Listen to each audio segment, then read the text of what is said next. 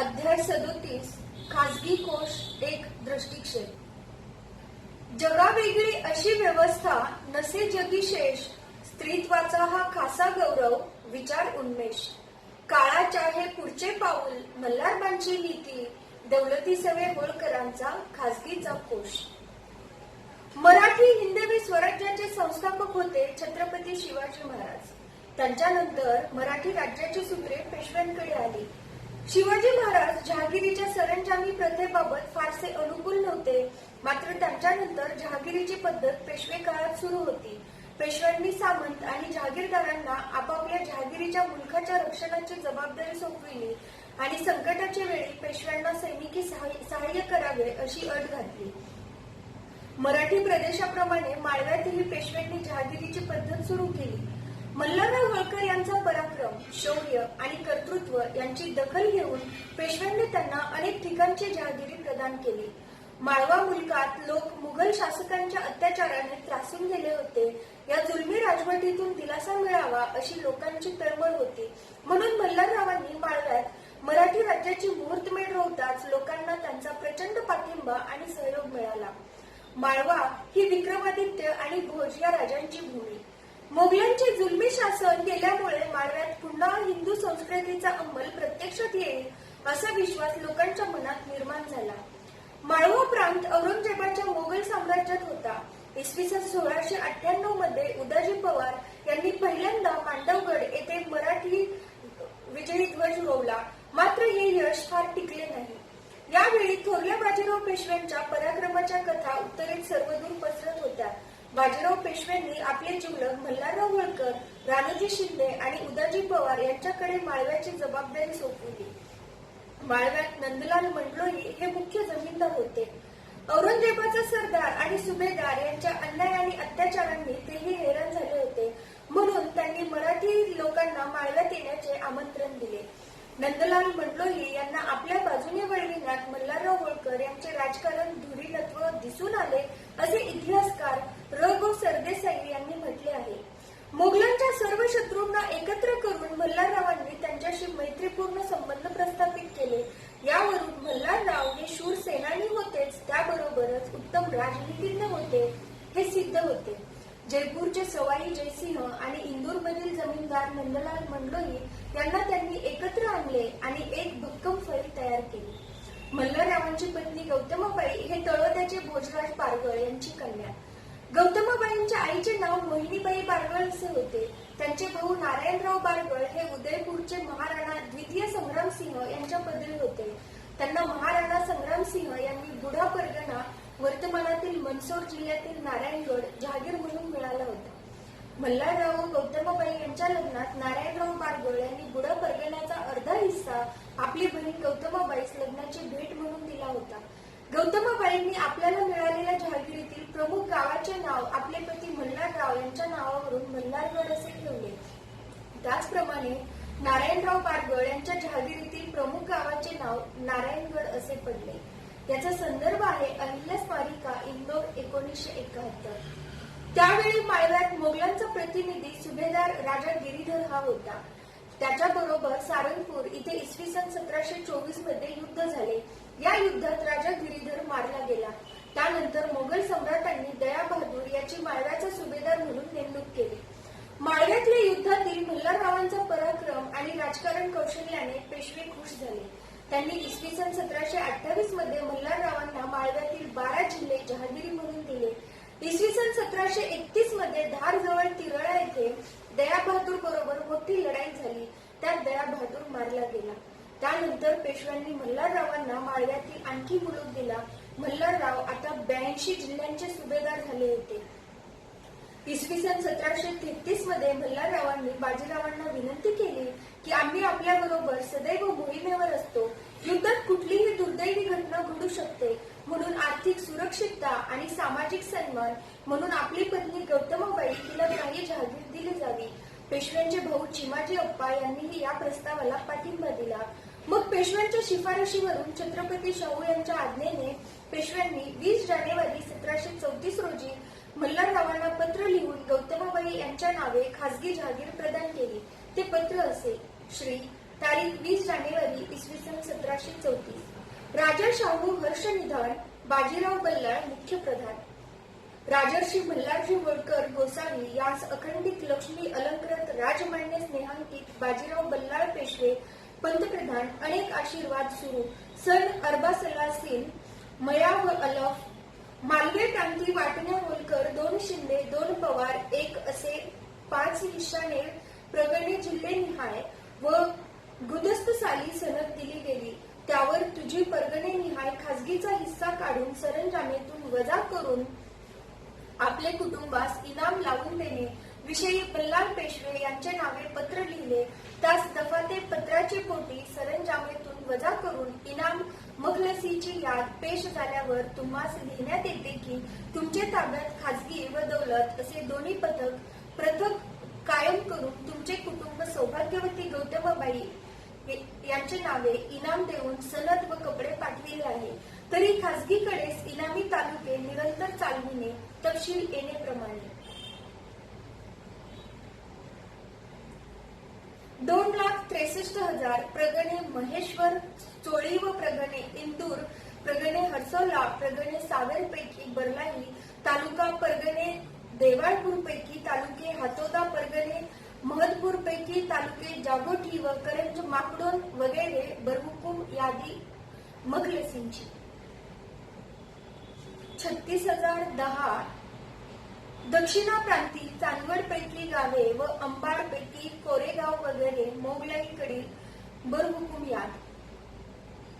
2,99,010 एकूण इनाम कुलबाब कुलकानू दावे दरीबस्त खासगीकडेच नेमून दिले आहे. तरी निरंतर उपभोग घेऊन नवीन सनदेचा आक्षेप न घेणे जाणीजे. चंद्र 25 साबाण बहुत काय लिहिणे लेखन सीमा. याद्वारे गौतमबाईंना 2,99,010 रुपयांच्या वार्षिक उत्पन्नाची जहागीर प्राप्त झाली. त्यांना खासगीचे प्रमुख म्हणून नेमले गेले. ही जहागीर त्यांना चोळी बांगडीसाठी दिली होती. या आदेशात आणखी जी कलमे होती ती याप्रमाणे होती. खासगी जहागीर राज्याच्या दौलतीपेक्षा पूर्णपणे स्वतंत्र असेल. खासगी जहागिरीचे प्रमुख ज्येष्ठ महाराणी असेल. राज्यकर्ता राज्यप्रमुखाचा यात कुठल्याही प्रकारचा हस्तक्षेप राहणार नाही. खासगी जहागिरीच्या उत्पन्नावर पूर्णपणे महाराणींचा अधिकार असेल. या उत्पन्नाचा विनियोग महाराणींच्या इच्छेप्रमाणे आणि त्यांच्या आदेशानुसार केला जाईल. खासगी जहागिरीचा हिशोब आणि कारभार दौलतीच्या कारभारापेक्षा पूर्णपणे वेगळा असेल. 18व्या शतकात स्त्रीला असा सन्मान देणे हे होळकर घराण्याचे आगळेवेगळे वैशिष्ट्य आहे. त्यामुळे होळकर घराण्यातील स्त्रियांना प्रशासकीय कारभाराचा अनुभव मिळाला आणि आर्थिक क्षमता आल्यामुळे अनेक प्रकारचे लोकोपयोगी निर्णय त्या स्वतंत्रपणे घेऊ शकल्या. खासगीचा आढावा घेताना लक्षात येते की 18व्या शतकात अन्य राज्यात स्त्रियांना कुठल्याही प्रकारचे स्वातंत्र्य नसताना होळकर राज्यातील स्त्रिया आपल्या अधिकाराबाबत अतिशय जागृत होत्या. आपल्या अधिकारावर अधिक्षेप व अन्याय होताच त्यांनी प्रसंगी पती व पुत्र यांच्या विरुद्धही आवाज उठवला होता. खासगीच्या प्रशासकीय कारभाराकरिता स्वतंत्र दिवाण आणि फडणवीस होते. त्यांच्याकडे खासगीचे उत्पन्न आणि खर्च यांचा हिशोब ठेवण्याची जबाबदारी होती. सासूच्या नंतर या जहागिरीची वारसदार घराण्याची ज्येष्ठ सून असे. त्यानुसार गौतमबाईंच्या निधनानंतर खासगीचा कारभार अहिल्याबाईंकडे आला. अहिल्याबाईंनी गौतमबाईंच्या पद्धतीने खासगीचे धन लोककल्याणकारी कामांसाठी वापरले. देशभरात त्यांनी जी मंदिरे मंदिरांचे जीर्णोद्धार घाट रस्ते बारवा रस्त्याच्या कडेला झाडे यात्रेकरूंसाठी धर्मशाळा तलाव बांधले ते सर्व खासगीच्या पैशातून केले. याशिवाय गरिबांना मदत अन्नछत्रे सदावर्ते गंगाजळाच्या कावडी देशाच्या विविध क्षेत्रे नेण्याची व्यवस्था जनावरांकरता पिण्याच्या पाण्यासाठी तलाव पक्ष्यांकरिता राखीव शेते ही सर्व कामे त्यांनी खासगीच्या पैशातूनच केली. अहिल्याबाईंच्या या सर्वदूर लोक कल्याणकारी कामांमुळे खासगीच्या गादीला अहिल्याबाईंची गादी हे नाव प्राप्त झाले.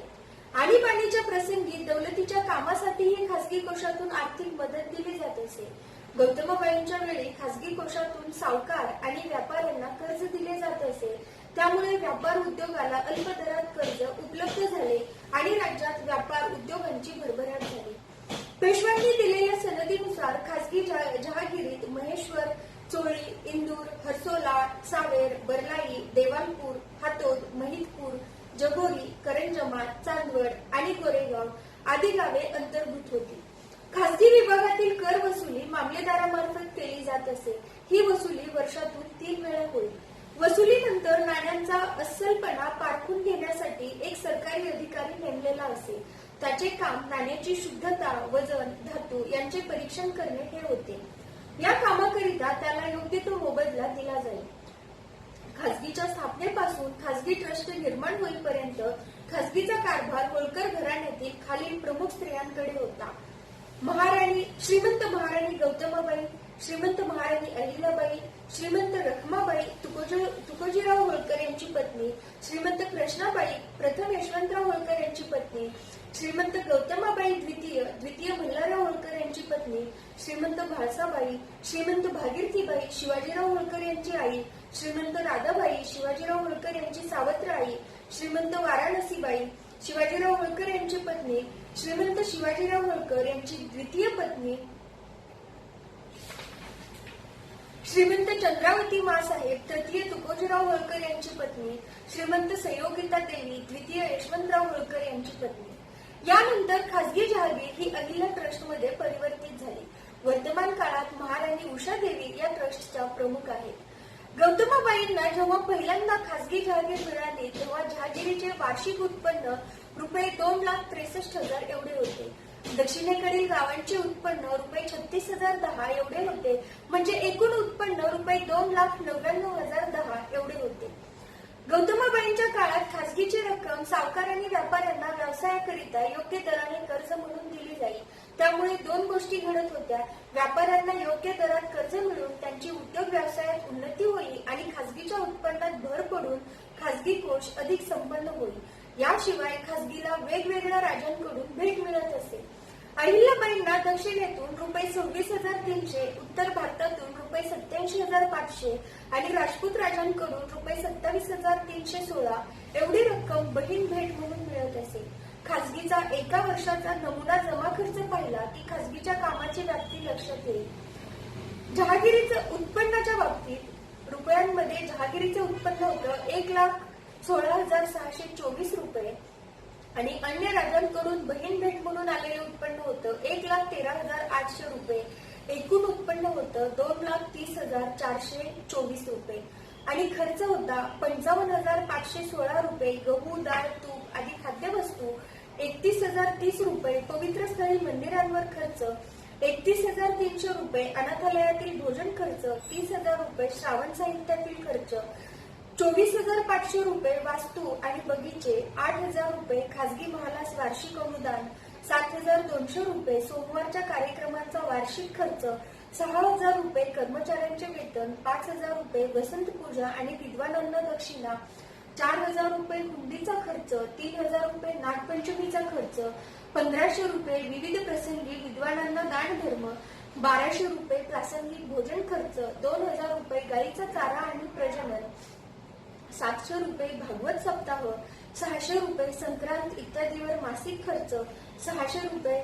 सूर्यग्रहण अथवा चंद्रग्रहण या प्रसंगी दानधर्म 556 रुपये. मंदिरांवर खर्च 500 रुपये. आषाढी कार्तिकी पौर्णिमा समारंभ 500 रुपये. जन्मदिन इत्यादी खर्च आणि दानधर्म 400 रुपये. तुळशी विवाह खर्च 400 रुपये. एकादशी खर्च 125 रुपये. मिठाई वाटप 100 रुपये. शिवरात्र, होळी, रामनवमी इत्यादी प्रसंगी खर्च 25 रुपये. घाटावर अनाथांना दान 5,500 रुपये अधिक खर्च. एकूण खर्च होता 2,35,452 रुपये. अडचणीच्या वेळी दौलतीच्या खर्चाला खासगीतून मदत केली जाईल. त्याचप्रमाणे खासगीच्या खर्चासाठी काही वेळा दौलतीच्या रकमेतून पूर्तता केली जाईल. या हिशोबाच्या वर्षी उत्पन्न आणि खर्च यातील फरकाची रक्कम दौलतीच्या हिशोबातून दिली गेली. या जमा खर्चावरून असे दिसते की अहिल्याबाईंनी धार्मिक सण उत्सव याकरिता योग्य खर्चाची योग्य ती व्यवस्था केली होती. याप्रमाणे संपूर्ण भारत हे खासगीचे कार्यक्षेत्र होते. भारतातील 12 ज्योतिर्लिंगे, 4 धाम आणि सप्तपुरी या ठिकाणी खासगीतील पैशातून वेगवेगळी कामे केली गेली. ही स्थळे त्या काळात तीर्थस्थाने मानली जात होती. देशातल्या कानाकोपऱ्यातून लोक या ठिकाणी येत असत. या ठिकाणी खासगीच्या उत्पन्नातून धर्मशाळा, घाट, मंदिरे यांची निर्माण कार्य झाली. ही ठिकाणे भारतीय संस्कृतीची आधार केंद्रे बनली. अहिल्याबाई आणि त्यानंतरच्या काळातील कृष्णाबाई, चंद्रावती माँसाहेब आदी होळकर घराण्यातील स्त्रियांनी या धार्मिक ठिकाणांहून भारतीय संस्कृतीचे संरक्षण आणि संवर्धन केले. अहिल्याबाईंच्या काळात उत्तरेतील गंगेच्या पाण्याची कावड आणून दक्षिणेतील रामेश्वरच्या शिवलिंगावर अभिषेक केला जात असे. या विविध कामांद्वारा देशाला जोडण्याचे महत्वाचे काम अहिल्याबाई आणि नंतरच्या होळकर घराण्यातील प्रमुख स्त्रियांनी केले असे ठामपणे म्हणता येईल. खासगीच्या उत्पन्नाचा व्यय मुख्यतः लोककल्याणकारी कामांसाठी होत असे. तेलंगणा, गुजरात, महाराष्ट्र आणि मध्य भारत इथून आलेल्या अनेक विद्वानांना अहिल्याबाईंनी आपल्या राज्यात आश्रय दिला होता.